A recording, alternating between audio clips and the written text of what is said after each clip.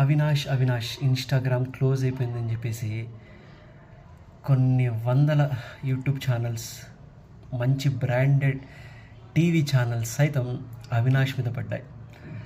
అవినాష్ పాపం సారీరా అని చెప్పేసి, క్షమించమని చెప్పేసి ఎన్ని వీడియోలు చేశాడో.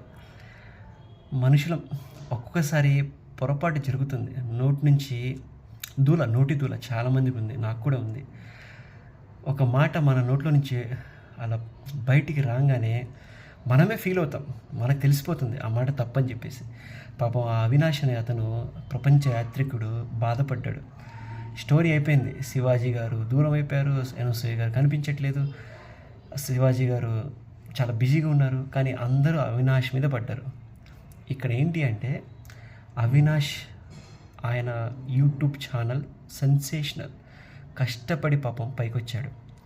నోటి దూలైతే ఉంది, అదొక్కటి తగ్గించుకున్నాడు కూడా. ఇప్పుడు తగ్గించుకుంటాను అని చెప్పి ప్రామిస్ కూడా చేశాడు. ఏదేమైనా సరే ఇంకా చాలామంది న్యూస్ ఛానల్ వాళ్ళు క్యాష్ చేసుకుందాం, వ్యూవర్స్ పెరుగుతారు అని చెప్పేసి ఈ సెన్సేషనల్ టాపిక్ మీదే స్క్రోలింగ్స్, ఈ సెన్సేషనల్ టాపిక్ మీదే 30 minutes నడుస్తుంది టీవీ ఛానల్స్లో. ఎందుకంటే వ్యూవర్స్ కోసం, డబ్బు కోసం. పాపం క్షమించమని అడుగుతూనే ఉన్నాడు, కానీ వదిలిపెట్టలేదు. ఎనీవేస్, నోటి దూల వల్ల ఇన్ని ఇంపాక్ట్స్ ఉన్నాయి. మనం లెసన్స్ లెర్న్డ్.